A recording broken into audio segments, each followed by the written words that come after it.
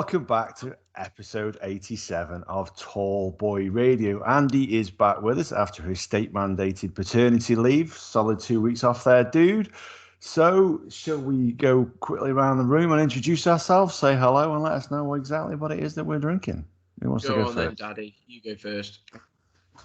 I'm off for another week as well. I decided to take extra weeks off.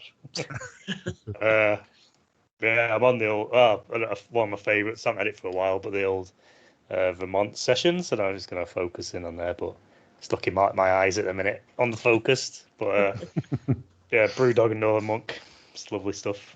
Out with the old Tall Boy, little doodah, jobby. Very nice, very nice. Nice. I have a couple of drinks. So I have one that's becoming a little bit of a favourite of mine, which is Erdinger. Which I'm drinking out of a slightly different Tall Boy Radio glass, which is probably similar to the one that Andy has. And in case, I was going to say in case that gets finished, but it will get finished, in celebration of Andy's newborn, I'm on a left. So I'll have that because that's one of my favourite drinks, and it's Belgium. And I thought, well, Andy likes Belgian beer, so let's celebrate. So I'm going to have a left as well. So what are you drinking, dude? Well, I've been a little bit unwell at the start of the week, so this is the first episode that I'm not drinking beer on. Or is it? Because actually I'm drinking root beer. So I've got my root beer out of a Tall Boy Radio mug. I have actually got the beer that I was going to be drinking sat next to me here, which is the Camden Marmite Pale Ale. And gee whiz, it's called Love or Hate. And I'm telling you now, dude, I hate it. I hate it. It was awful. Absolutely disgusting. I saved 3 for the podcast. I drank 1 on the weekend. Oh my lord! So I'm kindly going to donate 1 to Andy to wish him all the best. You know, it'll probably be reminiscent of some of the things he finds in those nappies. I can tell you that. What a great mate you are! I absolutely hate this beer. Here, Andy, you have it. Hey, I haven't told. It's put me off drinking, but yeah, there you go. That's it. Well, I'm going to give you the other one, guys. I'm not unreasonable. Oh, thanks, dude. Yeah. And then there's one going spare. If anybody wants it, just message. As long as you can prove you're over 18, you can have it. I actually asked my brother for you what. He's like, no, just post over to. I was going to say Johnny Simon, but obviously he doesn't drink, so it's like he can't have that either. So he's like, I'm out. That's it. If he didn't before, that'd stop him. I can tell you that. It's disgusting. Honestly, I'm not a big fan of Marmite, so it was probably a bad choice. But gee, I thought you were at least going to say I quite like Marmite. That's why I chose it. Really? I don't mind Twiglets. Okay. You know, but Marmite itself. Not quite sure how that works, but no. So how are you finding parenthood then, Andy? You were just telling us a little before as how it was going. And actually before we answer that, we were damn close to getting that name right. Well, Gaz was anyway. How close? Yeah, really close. Have you listened to that episode, Andy? I got to the first 15 minutes, but I've not been on my phone or anything much these last few weeks. Been a bit busy. I'll be honest, Andy. Adam potentially should have got closer. I should have got close. And I'll let Adam tell you the story if you don't actually know the story. But yeah, I felt I was pretty close. Has the little guy got a middle name or not? No. We're not registered him yet, but I don't think we'll do it. Because I went full hog and went first name, middle name, and then obviously surname and stuff. So, but Adam definitely should have got it. Well, you went for James Henry, but actually the other name you toyed with was Jack. It was Jack, yeah. So I went for James Henry, and then I was torn between James and Jack, and then I went. I actually said Jack Ryan is actually a character from a book that I read ages ago, but I don't think Andy would know that character, so that wouldn't either convince him to or turn him off that name sort of thing. But I sort of was like, oh, do I go Jack? Do I go James? And I ended up going James, and obviously it's ended up being Jackson, so I was pretty close. But do you want to tell the story as to why you actually genuinely should have known what that name was going to be? we had a conversation, and that was actually before I think Amy was pregnant, and you were around here, and we were talking about it. Now, my sister-in-law, her partner, they're not married yet. Hopefully they might get married soon, because Lord knows we need a party in these times. Well, his surname is Ryan, and they'd always said if they had a little lad, they were going to call him Jackson Ryan, Jackson being her surname, Ryan being his. And I remember we talked about it, and you said, yeah, it's a pretty cool name. No, that didn't stick in there, unfortunately. It didn't stick in here either. So that's not the reason. That's not the reason. No. That's not. Oh, no. There you go. I don't remember that either. Right, to be fair, we I were was probably drinking. drinking. Yeah, we were drinking some pretty strong beers that day. I spoke to Adam and I was like, so was it after Phil Jackson, the legendary coach of the Bulls? Was it after Michael Jackson, the legendary singer? I was trying to think of, and I couldn't for the life of me remember the name of the guy that you said was going to be at your all-time, like, if you're going to do a dinner party for 3 or 4 and there was a basketball player, and I couldn't for the life of me remember whether his name was Jackson or not. And I was like, it's got to be that guy, surely. And clearly it wasn't. So, because I went LeBron, and we were like, it's going to be LeBron. It's definitely going to be LeBron. Can you imagine that? LeBron Ryan, it's a cool name. It is a good name. It's a good name. My guess was Jordan Ryan.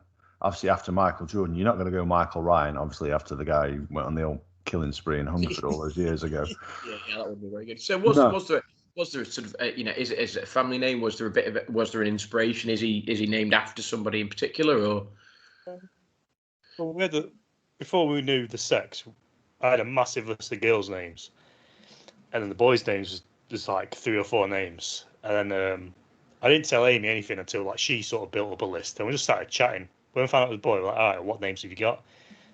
And Jackson was probably one of the first few, and it's probably just from Sons of Anarchy, probably more than anything, like the lead guy called Jackson. But we like the name. It's just like, it's a bit weird with obviously Adam's Mrs. Pre-name, whatever you call it, I don't know, pre-marriage name. But I was like, fuck it, it'll do. Yeah, we probably stole it then before your sister-in-law. Yeah. Well, they call that little lad Noah, so it's all good. Well, if you have another, maybe. But yeah, it works out well. I think, funnily enough, my niece guessed it first go. Like, we went and visited them ages ago, and she goes, "Oh, is it gonna be something modern like Jackson?" And we're just like, me and Mrs. like, "Eh?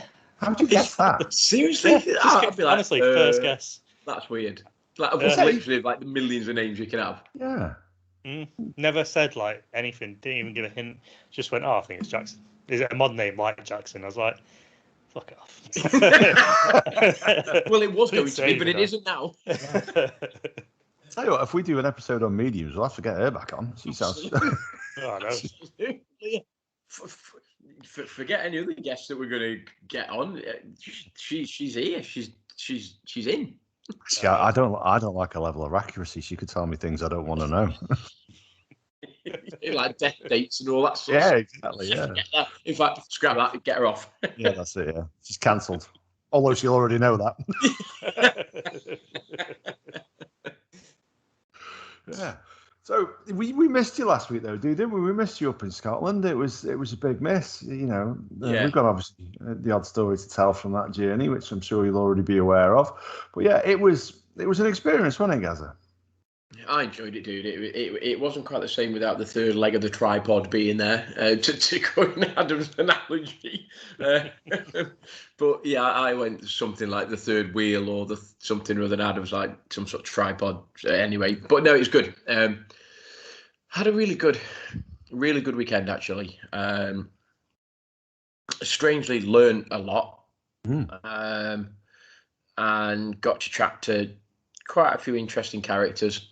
And the sort of, if you haven't had a chance to sort of listen in, obviously the podcast that we did from the Disability World Cup is available, so go and have a listen, go and have a watch on YouTube, and you know you'll get to see the type of people that we spoke to, and I enjoyed it. I enjoyed the live aspect. I enjoyed a couple of beers that we had, you know, a couple of people that we spoke to, so yeah, good.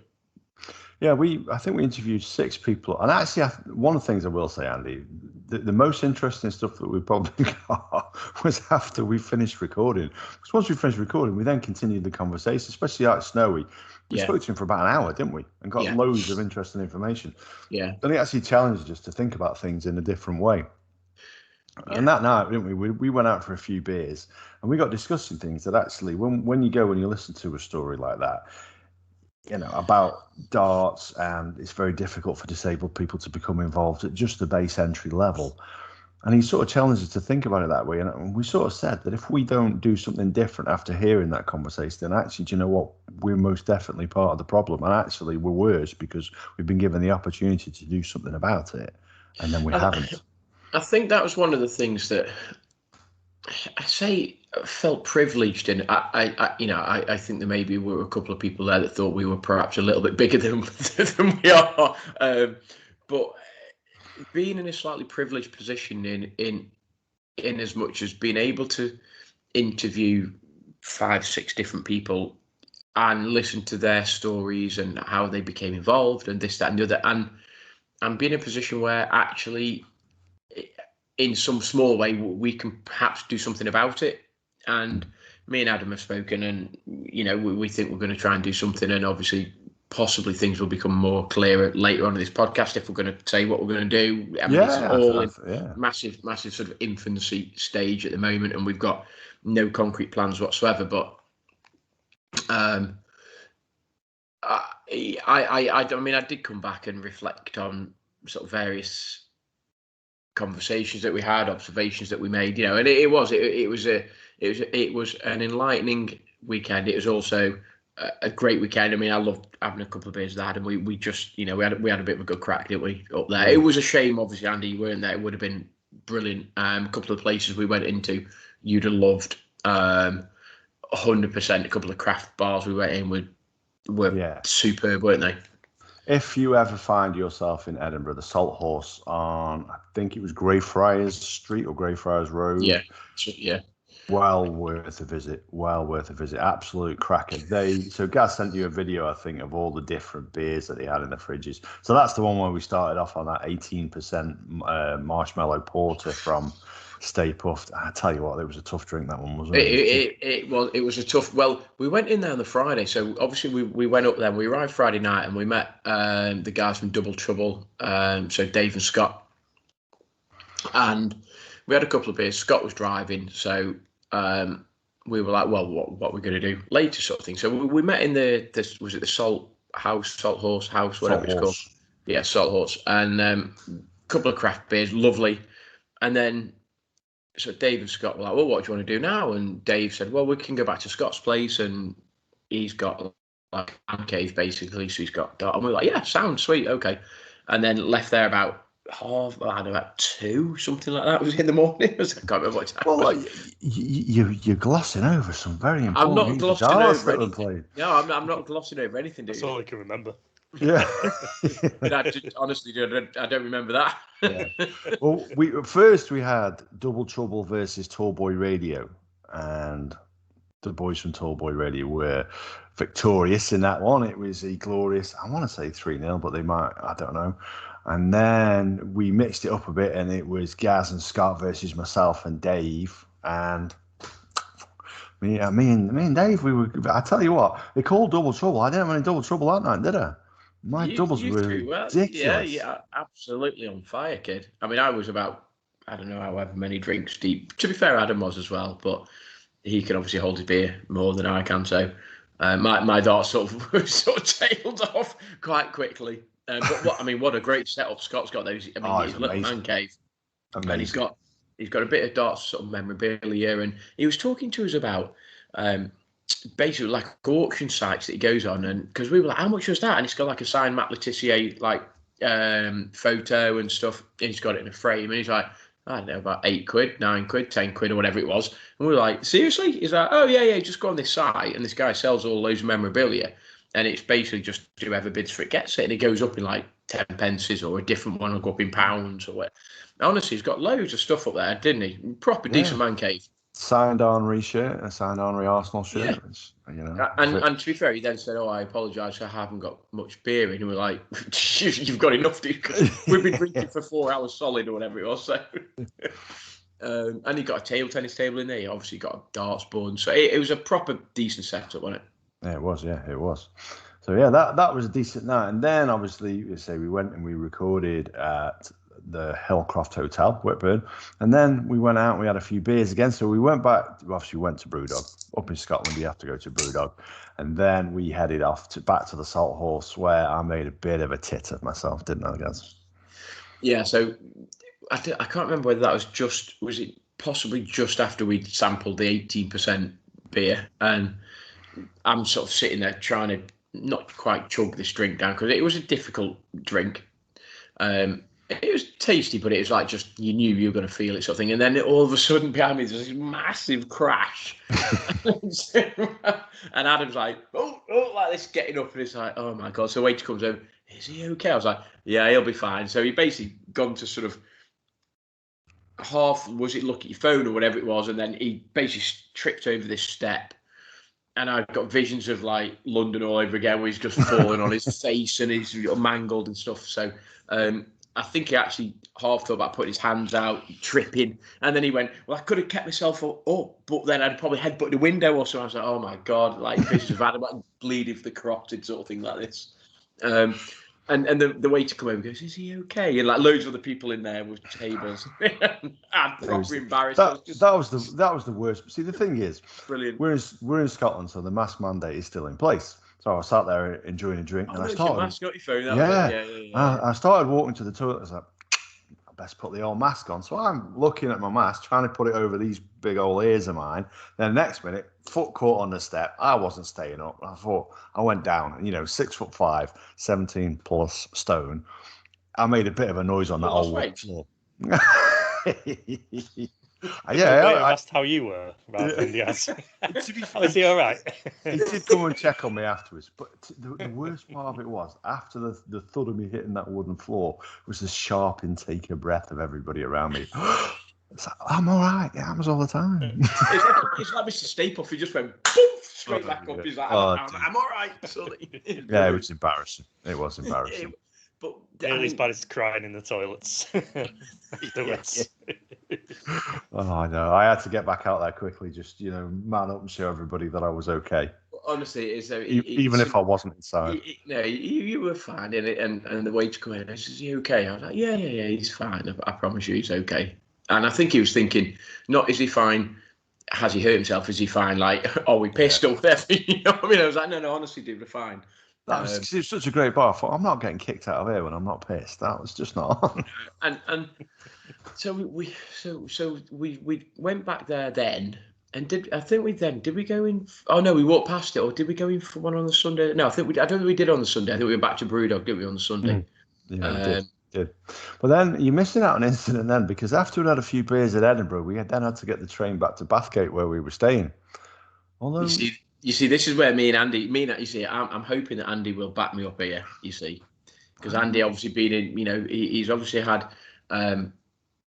experience of being in the forces and you leave no man behind and all of that. And so I'm hoping he's going to side with me, because we're on this train and I'm looking, Ad's banging on. He's like, bang, I'm hungry, I want something to eat. I'm like, fucking hell, like, just like sort it out. So I'm on my phone like this, sort of scrolling around.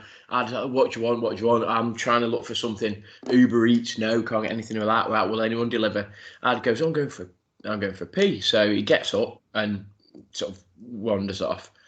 Anyway, literally, I'm like Mr. Oblivious. I've got my head in my phone thinking about I'm starving. We ate at 1:30 or whatever in the afternoon. I think, I'm hungry, sort of thing. Let's try and get some food. Completely oblivious to the fact that we stopped. So 2 or 3 minutes later, my phone goes, and Ad goes, "Where are you?" And I went, "Well, I'm on the train." And he went, "Dude, you've missed your stop." And I'm like, "What do you mean?" And he goes, "I'm on the platform now. You've missed your stop." And I'm, well, I won't tell you the expletives. I was like, "Fuck," like this sort of thing. So I'm thinking, what? So you went for a pee and then left me behind? So you didn't come back for me? Thanks, mate. And I'd like, well, he said, I went for a pee.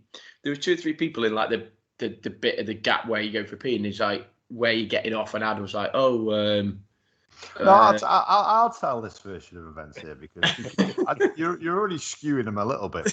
What happened was I was desperate for a pee, so I wandered down the aisle, and there was and I found the toilet. I started pressing the button, nothing happened. And this guy says, I won't do the Scottish accent again because I'm just going to offend. The guy says, "It's out of order, mate." I said, "That's all right." I'm being cocky as I often am. I'll go find another one. And he goes, "You won't." It's not fair enough. So I wandered down, got about 6 feet down to the where the cockpit or whatever you call it on a train was. What was it called? I don't know. Cabin. Oh yeah, that sounds more likely. I was going to argue the case then. That does sound more likely.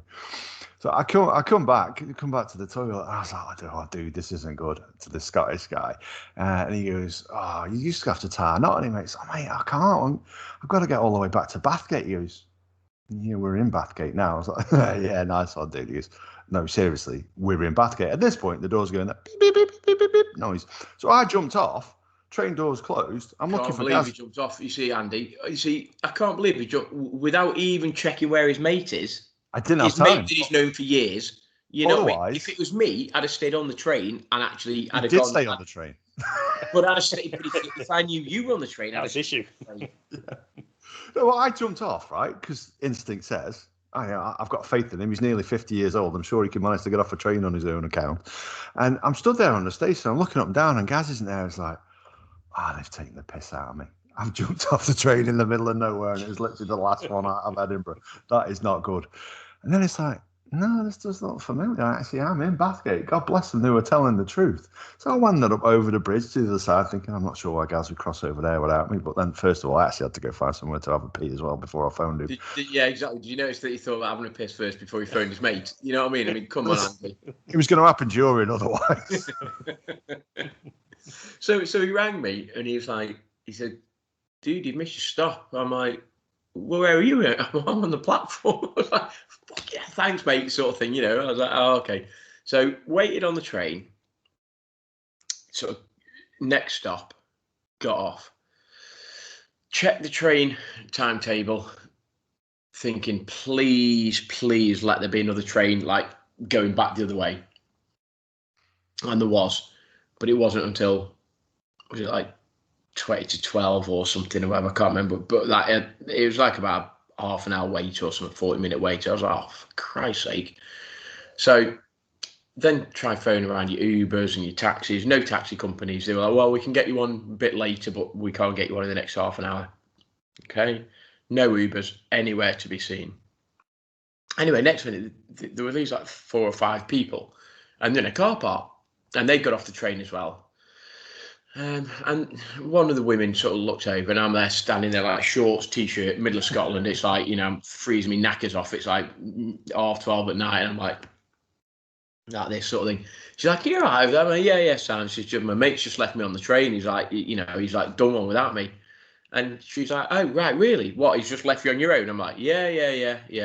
And like one of the guys was like, no, seriously, has he left you on your own? I'm like, yeah, he's just done one. He's just like left me on like this sort of thing. and she goes, was he tall, bald head? I was like, yeah, that's the guy. He said, oh yeah, we told him to get off last stop. I was like,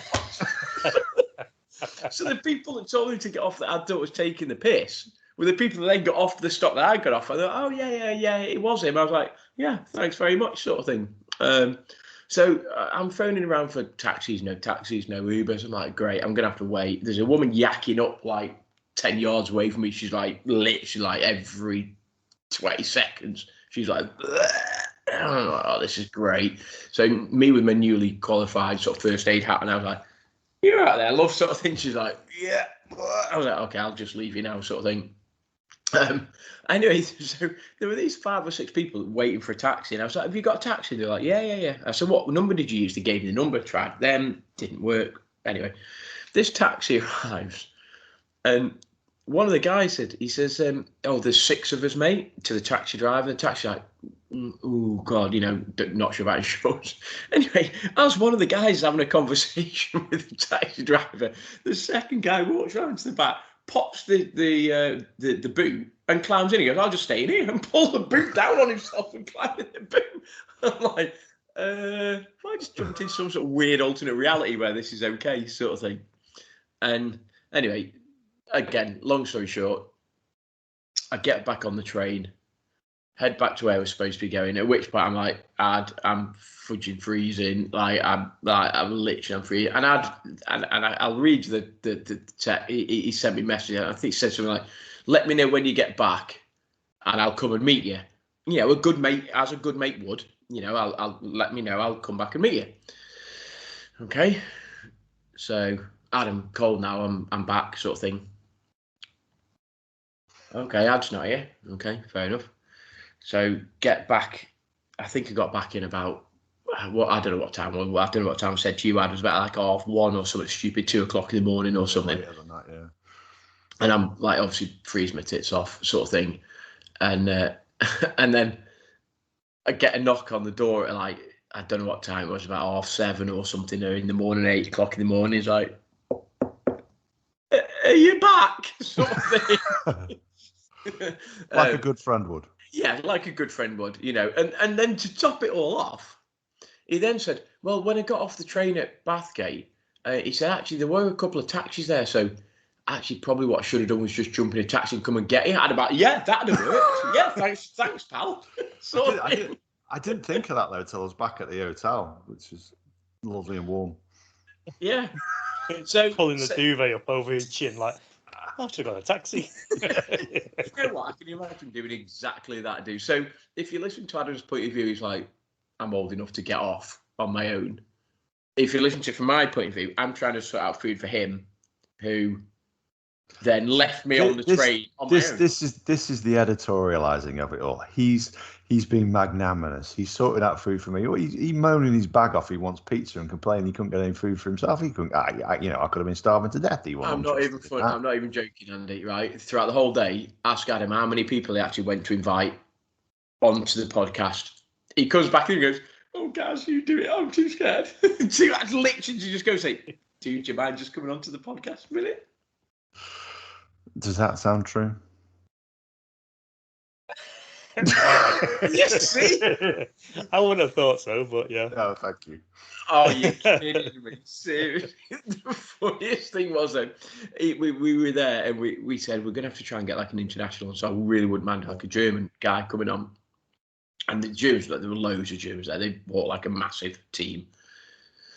And there were quite a few of them staying in the hotel that we stayed in, actually. And so I said, "Come on, Ad." I said, I've got like the first guest, and I've got the second guest, and I've got the third guest. Like, it's your turn now. You go and find someone for us to interview, sort of thing. And he's like, "All right, okay." So he wanders off. He come back in about a minute later. He goes, "Can't you go? I don't want to do it."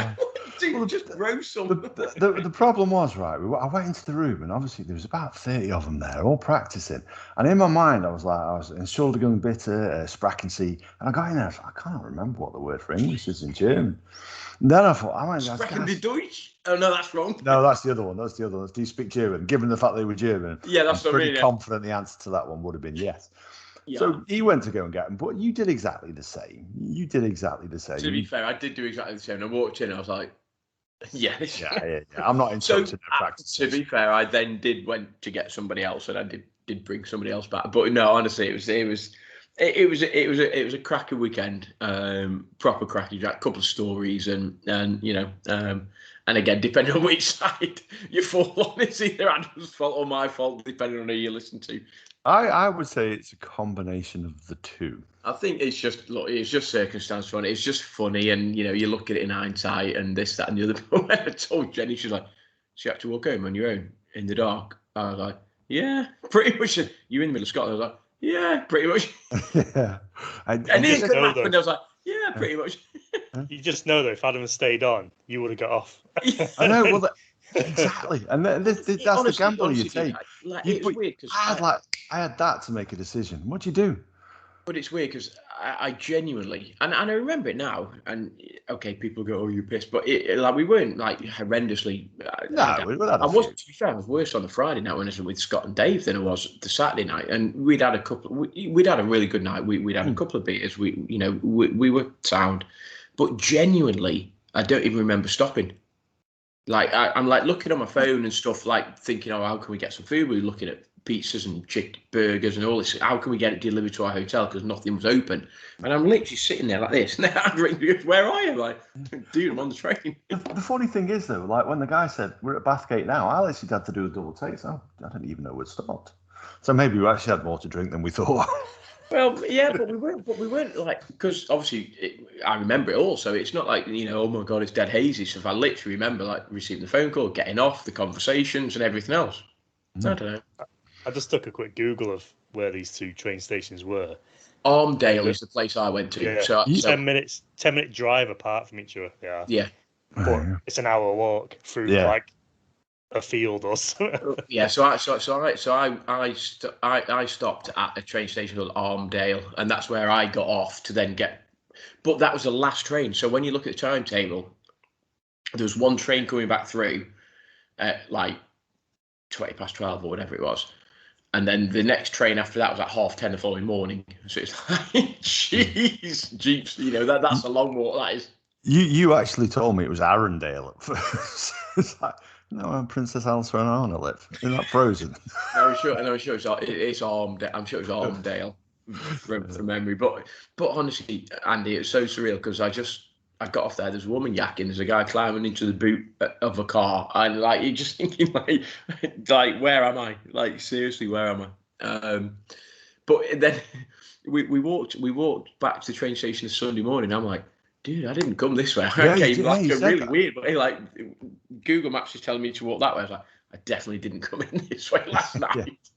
Came through some weird pathway. It's just stupid. Yeah, well, that's the thing. See, obviously, I had to walk back myself as well, and slightly not quite as late as he did, but yeah, he ventured down some like weird path which you wouldn't if you didn't know the area. You wouldn't take it by itself. I got on my phone. I'm like, okay, show me the way, and I'm pretty sure that roundabout that there's like a weird like S shape on a roundabout, and I remember getting to that roundabout and I think, I'm sure we went down that way. But like Google Maps is basically saying go like straight on sort of thing. So I was like, okay, go straight on. And then I end up going through this like, not quite a sort of, back of a forest sort of, well, yeah, it was that. It was like literally like a path through the back of a forest. I'm like, oh my God, this is like bad. I want like street lights and I want like, I don't want really proper dodgy sort of path through the back of this place. And then end up on this main road. And then as soon as I got to the main road, I knew where I was. But completely just the other direction. So the real story is, Andy, he stayed on the train so we could go dogging. That isn't the real story, and that didn't happen. Looking for his umbrella. And if that isn't a euphemism, I don't know what it is. But no, it's one of those. It was a cracking weekend. It would have been better if you'd have been there, obviously, but there's reasons why. But no, it was good, wasn't it? And then the Sunday we ummed and ahed about, do we go back to the darts on Sunday and do we need to wrap it up, but we were pretty confident we'd got enough content, didn't we? We were. It's another euphemism. I must admit, I don't know.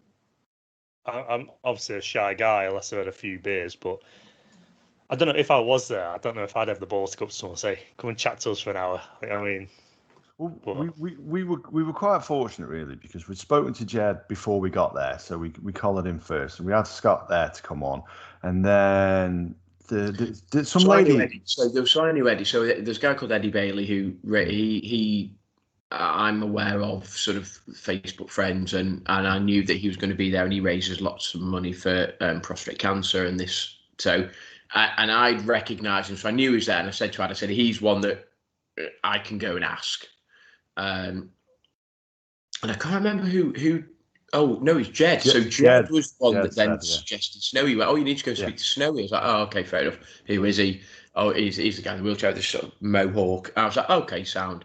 And I'd seen him, and then I literally just sort of went up to him and sort of said, "Oh, do you mind giving us a bit of an interview on the podcast sort of thing?" And he's like, yeah, sound. But the other two guests were introduced to us by a lady, wasn't she? Who was part of the Scottish team. She said, well, speak to this Debbie, wasn't it? And then I'll go get Jim as well. And obviously told us his role that he had played in it. So it was quite, sometimes it's good to have people like that who do your job for you, especially when we were Karen in the corner with a gin and tonic. Some of us were carrying the corner with the gin and tonic. I was actually going out trying to source us interviews anyway. But no, I mean, Jim was. I mean, his darts collection was something else, wasn't it? I mean, the memorabilia, just incredible. And some of the old darts he was showing us, I mean, incredible, really.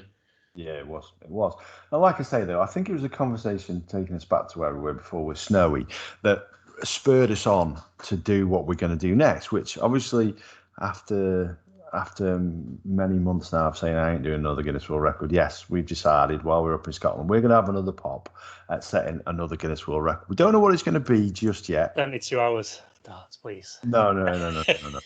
Nothing. I've got a few ideas which I've jotted down. I'll pick we sort of thought about and we thought about maybe doing the most points scored in a 24-hour period.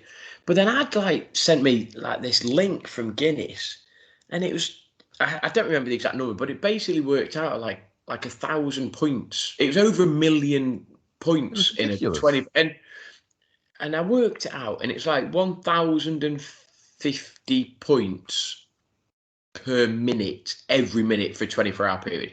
And I was like, okay, so that means if MVG or Peter Wright or whoever, if they went 180, 180, 180, 180, that's still less points per minute than this world record. So I'm like, I'm not having that. No. No way is that a genuine bona fide sort of world record. So I'm like, so that might need to be sort of ratified or checked or whatever. But I think we could do that. Well, that one stood since '86. I'm not sure they're going to overturn it on your say so.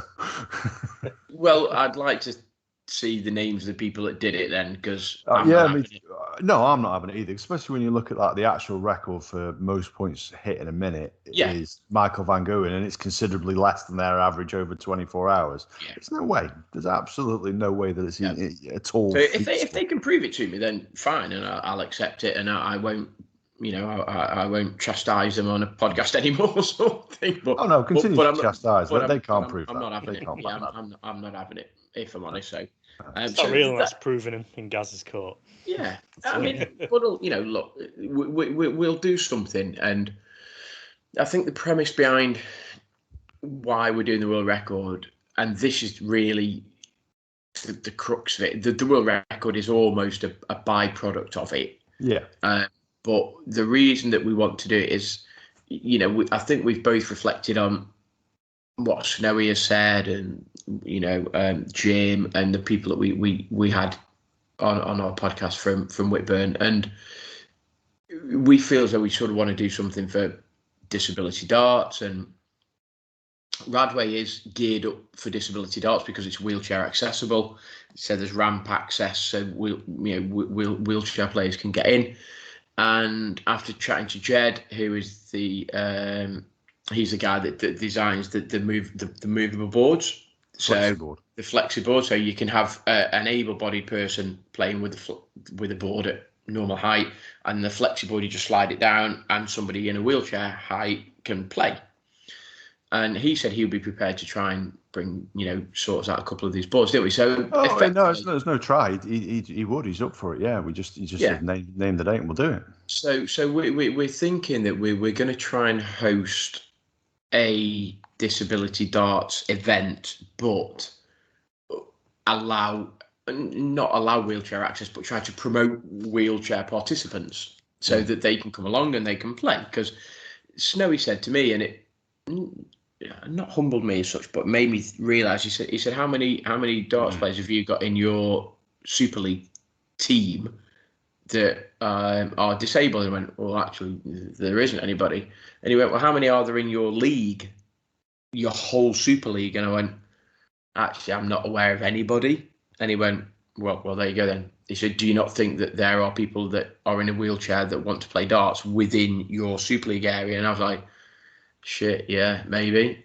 And then, you know what I mean? It then starts making you think, well, they probably do want to play. It's just that they can't get access to the venues. They can't get access to the boards. They can't. Do you know what I mean? So, well, that was the question we asked that night. Then was how many people are there in Allsager who want to do something like that, but don't even have the opportunity? Like Gaz says, it's wheelchair accessible, but it doesn't have the flexible. So the idea behind it is we do the Guinness World Record to raise some money for charity. For that, out of that money, we kit the place out with all these flexi boards, and then we put an event there where we can introduce people who are hopefully local to the area who can then use that facility, and they've got a facility that they can use regularly.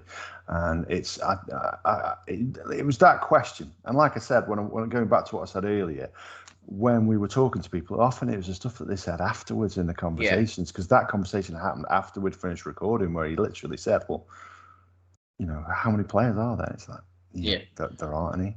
There aren't. And then you start thinking, well, why aren't there? Because surely there must be people who want to play and don't have that opportunity.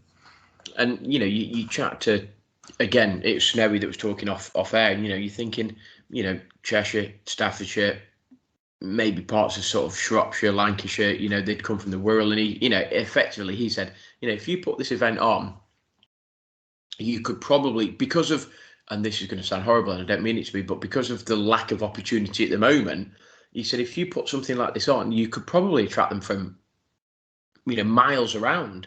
And, if you stumped up, and I'm just throwing it, if you stumped up a £1,000, prize, and that's not for the winner, but you might put 500 quid for the winner and 250 quid for second, and whatever.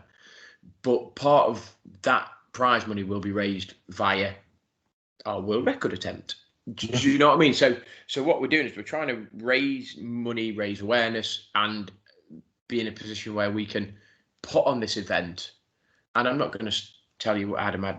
Adam had massive visions of grandeur, and I'm not going to say what it was, but he carried away. He did get slightly carried away, and he's like, "There's no reason why you can't," sort of thing. And I'm like, "Well, let's just park that for now." I agree with you in a way, but I won't mention that because it might never come to fruition. So fair enough. But I genuinely do think we could put something on for disability stroke wheelchair. And Snowy was very passionate about wheelchair darts as opposed to just disability darts. And he's very, very passionate about there's no reason why wheelchair darts play, because he said ultimately we just love the sport, and I talked a lot about growing the sport, not just are you able-bodied, are you wheelchair, are you compre, are you it's about the sport and people enjoying. And rather than looking at somebody in a wheelchair saying you're a wheelchair darts player, no, you're just a darts player. And it's trying to look beyond the disability. And I think that was the message that certainly I took from the weekend, was try to look beyond that. And actually, it's just something that I love, you love, and, they love. So we should just be darts players, shouldn't we? And certainly from the standard that we saw, they were a lot better than we were. Oh, yeah. I mean, Snowy talked about guys, he talked about guys that have hit, 9 darters. He's talked about guys with cerebral palsy hitting, 140s and ton plus finishes, and you're just thinking, fair play to these guys. They obviously have a love for the game. I have a love for the game, and it's definitely something within my remit and our remit that we could do. 100%. So what a couple of my ideas were then for Guinness World Records. I was thinking, because obviously it's a challenge for these guys to get somewhere to play. There is the longest distance to the ball, but what about the longest distance for a game of 501? So we're playing from a distance away, and it ties in with the challenge faced in just getting a game of darts. Well, my proficiency from long distances away from the board. It was exceptional, as it turns out. Would that work? What does that constitute? One game of 501? I was thinking best of 5. It's going to be lengthy. It's going to be lengthy, that isn't it? If you're throwing it like from 15 metres away, 15 metres probably a bit far. 15 metres? Jesus Christ. You're launching javelins at them, or what? I got carried away again. It's this root beer. It's very strong. It's quite high sugar content. Okay, it doesn't instantly grab me, that one, I'll be honest with you. Okay.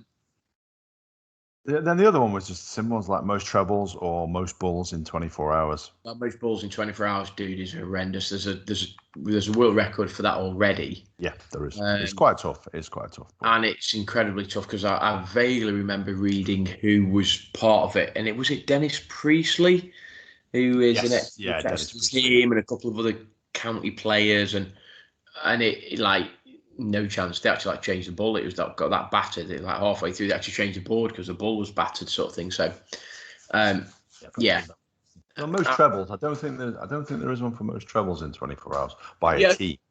So, and that would be interesting because that would go down the line of the one that we've just done, which is doubles, and you don't have to necessarily throw for treble 20. You could switch. You could throw it, as long as it hits a treble. It's the most treble, so people could go 19s or go 18s, or So I'll be bagging the 5s and 1s. Don't you worry about that. Mate, the way my darts go at the moment, I'll be hitting like treble 5, treble 5, treble 5. It's horrendous. But yeah, you could do that. You could do most trebles. I like that because again, that gives you the variety of throwing for different things. So that's a good shout, actually, dude. I 100% would consider that. There you go, dude. I won't come up with the other idea then because that one was just stupid and probably dangerous.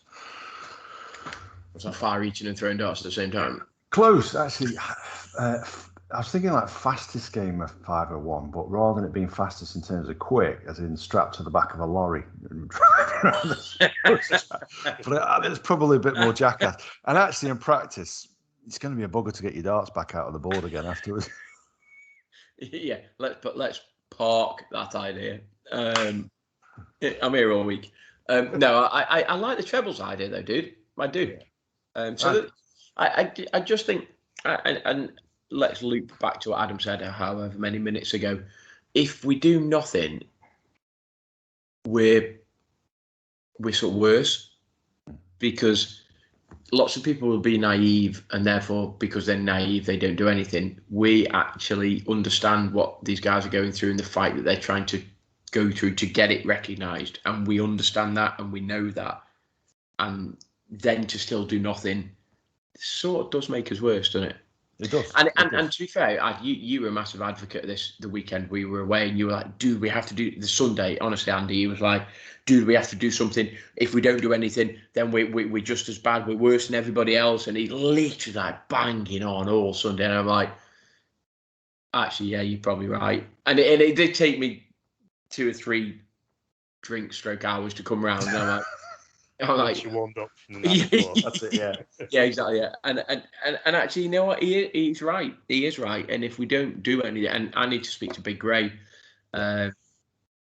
just because we've got the venue and stuff, and I'm sure he'd be up for it. And we just need to think about how we're going to do it and what we're going to do. But I think he'd be up for the world record attempt, and I'm almost certain he'd be up for Radway hosting the sort of the wheelchair event. But I genuinely think you'll get people from, as I said, the counties around. I do, because there isn't that much available. I think you would get some. I think you're right. If it's sanctioned by the WDDA or whatever, I think. Yeah. I think you would. Absolutely. Well, someone else that we need to put to bed tonight as well. Good old Johnny Simo provided us with some reload rub as well, didn't he? That we need to be apportioning out and taste testing as well, don't we? So I've got a bag here because we've not touched them. I've not touched them because we haven't seen these guys. Obviously, Andy's been a little bit busy. And I've got them here in double trouble bag so I can draw them out at random. I'm just before we go on to drawing them out, I'm wondering about how's Johnny Simo's horn, because that's what I'm wondering about. Because I know that Todd was very jealous of Johnny Simo's horn. So Johnny, obviously, if you're listening to this, and I hope you are, obviously hit us up with various messages, whatever. How's your horn? And for those of you that don't understand what I'm on about, maybe you need to revisit sort of a previous sort of episodes or listen to the Toddcast, because again, I think he mentions it in there. So yeah. And to quote Simo as well, it's like he was that jealous I had to send him pictures of my horn. Okay. And I'll just leave it there. Yeah. So Todd, Johnny, let us know. Yeah, so we to say thank you for the reload rub, because it was expensive to get it here, and it's not cheap to buy anyway because it's a good quality product. So I'm told I haven't tried it yet, I promise. But we sent him a drinking horn to enjoy, and we sent him an apron for when he's barbecuing, some decals that he for the back of his car, and a mug as well. That we sent him a mug. So yeah, so to be fair, what he's like. He's a decent guy, isn't he, Johnny Samos? He was very, very appreciative of the gifts that we sent him. So who wants to go first then? As I draw in randomly from the bag of rub. Because that sounds better. That sounds much better, doesn't it? So, who wants the first one? I like Gaz first. I'll go first. Who's going first before Me. I turn it around? Gaz, you got the packing heat. Oh, get in, you Andy. Do you want to trade? Do you want that one, by the way? No. You all get a go. I've drawn markings on the back, so we've done a third of each side, so we know not to. And I think I think we need some kind of penalty as well. I think we need some kind of penalty if you go over. Yeah. Like you got to buy the others, like a mini keg of Delirium Red or something like that. Something that's expensive. It's going to hurt the pocket. Right, Andy, do you want to go next? Yeah, go on then. What's he got? He's got a high caliber. Oh, that's the other one I wanted. Bloody hell. Oh, that's what I like, the Chipotle garlic. Yeah. Oh, I like the sound Love of Chipotle. that one. What's this one? From the South End, the Fully Loaded. That is their signature blend. Okay. So, are we going? Is this me again then? Yeah, unless you want to go in a different order. No, go on, I'll go this one. It is Full Metal Jacket, a smoky and savory blend, dude. That sounds pretty. Oh, I tell you what, dude. I tell you what, I've done well there initially. Andy? Double Action, the sweet and smoky barbecue blend, which leaves me with the Ballistic, the Everything Bagel blend.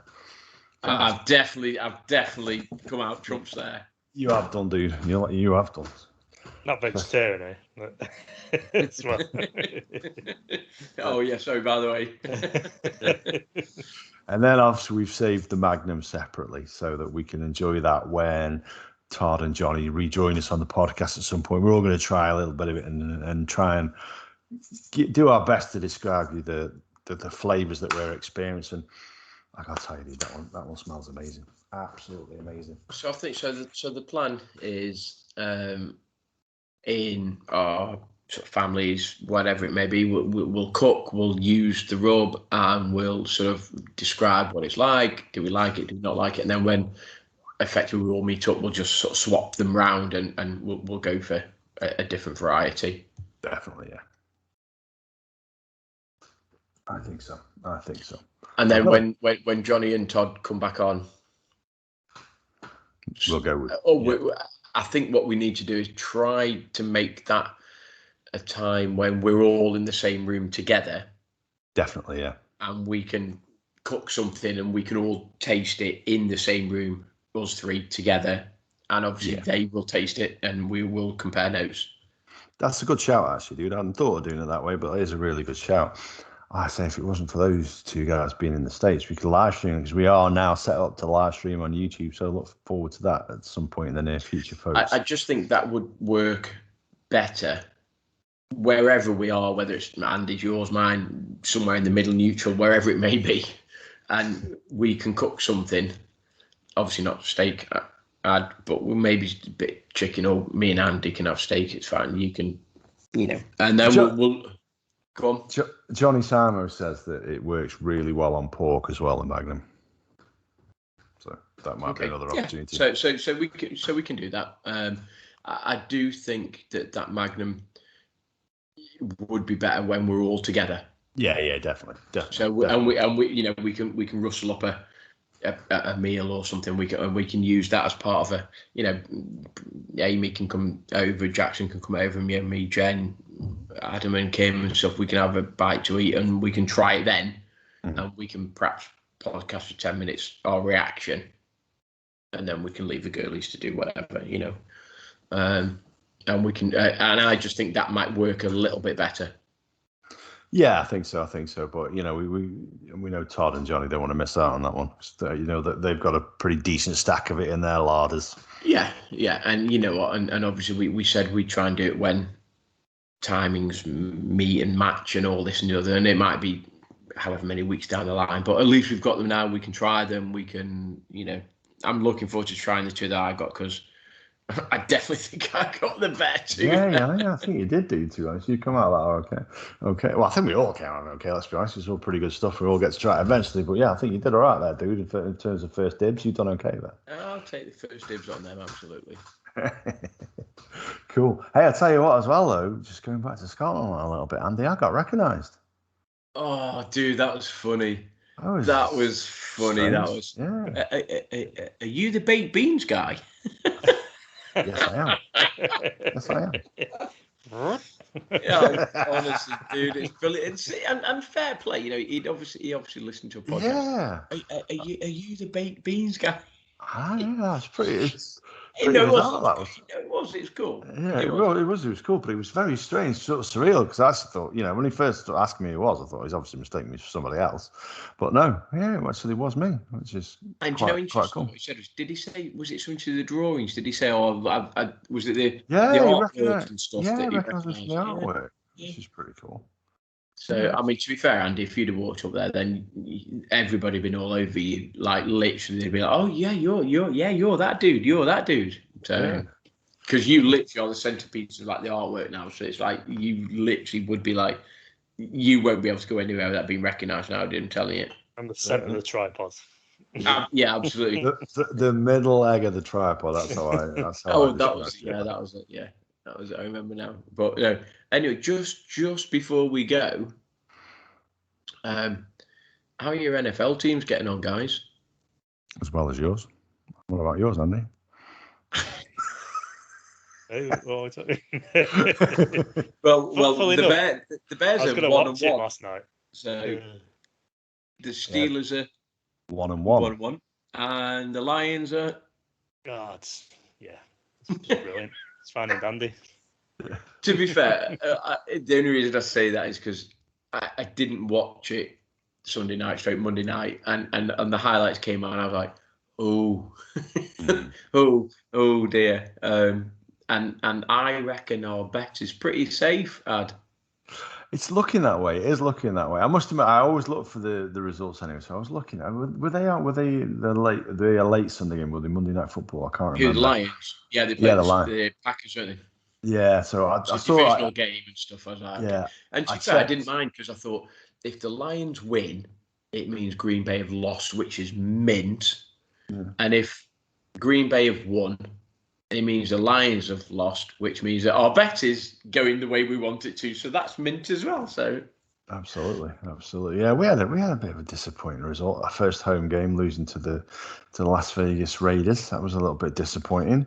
Yeah, I saw that. Yeah, we squeaked. I say squeaked past the Bengals. Obviously, Andy Dalton was playing against his ex-team and stuff, and I'm just not an Andy Dalton fan. I'll be honest. I get Justin Fields in. I know the offensive line ain't great, but just get him in. I just not a mass. And to be fair, again, Matt Nagy is packing quite a lot. He's under a bit of pressure because those Bear fans aren't very happy with him. But I just thought I'd mention that just because we've won a game and Andy's team got beat. So that's it. We'll keep the listeners up to date with our little bet and see how long it is before Andy throws the towel in. Who can have a guess at what week that'll be?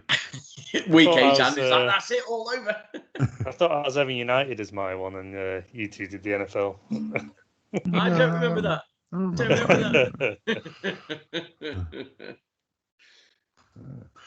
Has anyone else got anything else before I give a little shout out to somebody? No. I think the stuff that I want to talk about, the 18% beer in Edinburgh, the darts, the double trouble guys. Yeah, no, I'm good. I think. Cool, Andy.